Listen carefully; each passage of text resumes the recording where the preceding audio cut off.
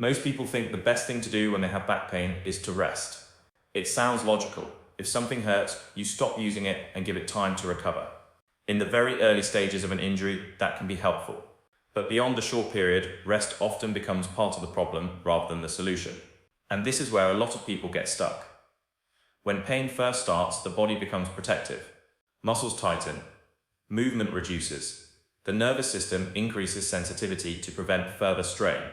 This is useful in the short term.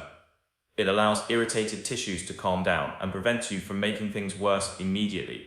But the body is designed for movement, not prolonged rest. And if rest continues for too long, several things begin to happen. The first is deconditioning. Muscles begin to weaken surprisingly quickly. Joints become stiffer. Movement patterns become less efficient. This means that when you do start moving again, the body is actually less prepared to handle normal activity. Simple tasks start to feel harder, and pain can increase more easily. The second issue is increased sensitivity. The less you move, the more protective the nervous system can become. Movements that were previously comfortable can start to feel painful, not because damage has increased, but because the system has become more cautious. In other words, the threshold for triggering pain becomes lower. The third problem is loss of confidence in movement. People begin to associate movement with pain. They avoid bending, lifting, twisting, or even normal daily activities.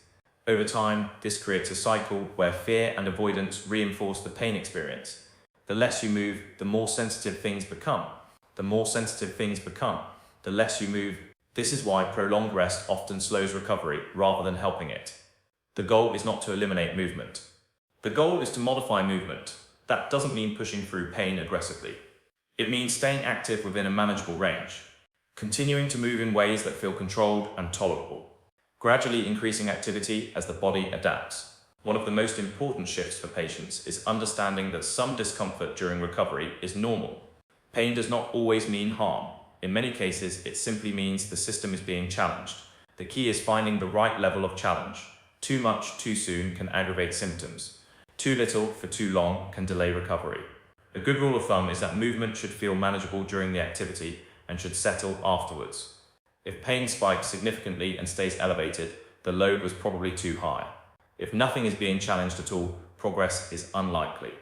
This is where structured treatment becomes important. The role of care is not just to reduce pain in the short term, it's to guide a gradual return to normal movement and activity. That might involve improving mobility, restoring strength, rebuilding tolerance to load, and increasing confidence in movement. When this process is done properly, the body becomes more resilient over time, movement becomes easier, pain becomes less reactive, and normal activity can be restored without constant setbacks. It's also important to recognize that complete rest is rarely prescribed for common back pain anymore. Most modern clinical guidelines recommend staying as active as possible within reason, not because movement is easy, but because it is necessary for recovery. There are, of course, exceptions. Certain injuries and medical conditions do require specific periods of rest. But for the majority of back pain cases, prolonged inactivity creates more problems than it solves. The key takeaway is simple. Rest can help in the very early stage. But recovery requires movement. Not reckless movement, not forced movement, but controlled, progressive, consistent movement.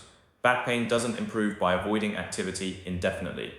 It improves by gradually reintroducing it, and understanding that distinction is often the turning point in recovery.